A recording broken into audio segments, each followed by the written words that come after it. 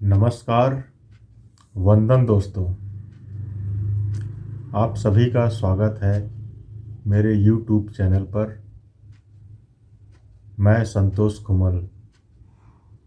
दोस्तों, जिनके पास आँख नहीं होती, जिनको सुनाई नहीं देता, जो बोल नहीं पाते, उनसे हम बहुत सहानुभूति रखते हैं और उनकी मदद कर देते हैं। कभी भी ऐसा लगता है कि इनकी मदद करनी चाहिए, तो चलते फिरते इनकी मदद भी कर देते हैं। क्या आपने सोचा है कि आपके पास आँखें हैं, कान हैं, बोलने की शक्ति है, हम इनका क्या उपयोग कर रहे हैं?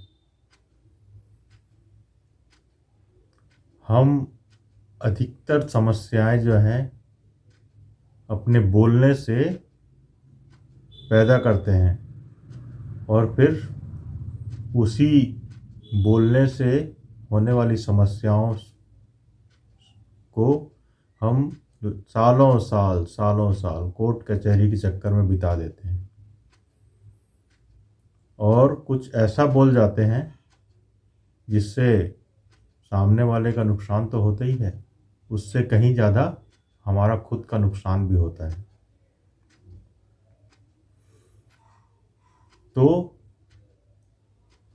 आप सभी को पता होगा, महाभारत का युद्ध एक छोटे से वाक्य, कारण तो बहुत सारे थे, लेकिन द्रौपदी का दुर्योधन को कहा गया वाक्य, किसी समारोह में आमंत्रित दुर्योधन जब किसी दर्पणनुमा शीशे से टकरा गया गलतफहमी में कि दरवाज़ा है, तो द्रौपदी ने उसे कहा, अंधे का बेटा अंधा, दृष्टिहीन का बेटा दृष्टिहीन, और खिलखिलाकर हंसने लगी।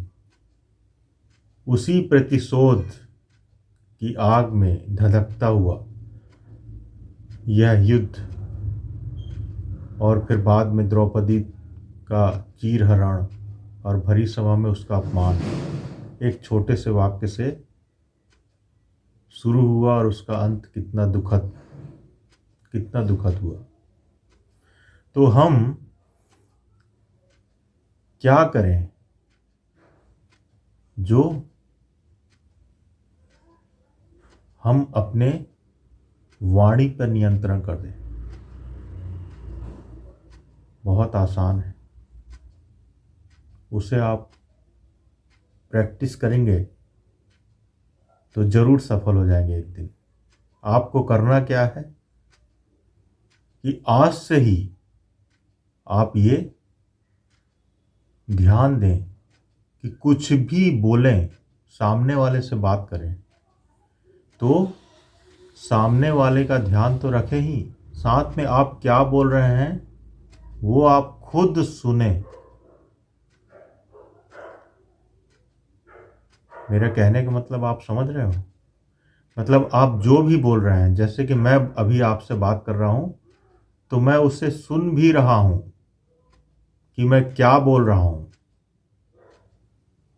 तो इससे फ़ायदा ये होगा कि जब हम बोलेंगे और अपनी ही बातों को, अपनी ही वाणी को जब सुनेंगे तो हमारे अंदर गलत वाणी नहीं निकल पाएगी और हम होश पूर्वक उसे बोलेंगे और कोई भी कटु वाक्य या सामने वाले को पीड़ा पहुंचाने वाले वाक्य या भविष्य में कुछ ऐसा जो हम बेहोशी में बोल दें, उसके नुकसान से हम बच जाएंगे।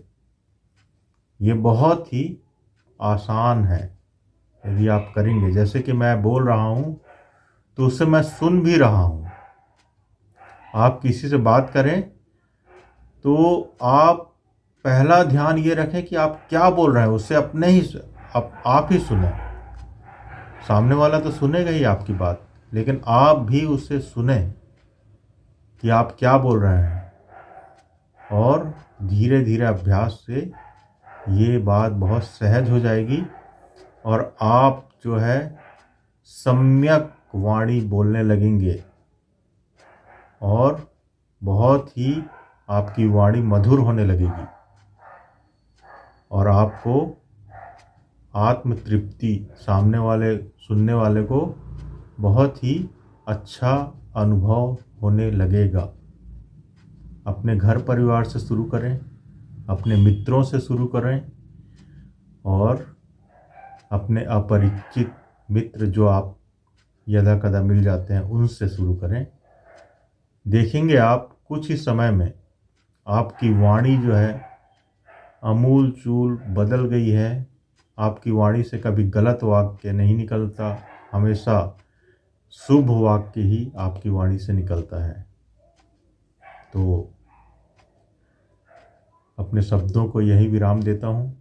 इस छोटे से सूत्र के साथ हम इसका प्रयोग करेंगे और जीवन को सुंदर और सफल बनाएंगे। नमस्कार मित्रों, बहुत बहुत धन्यवाद।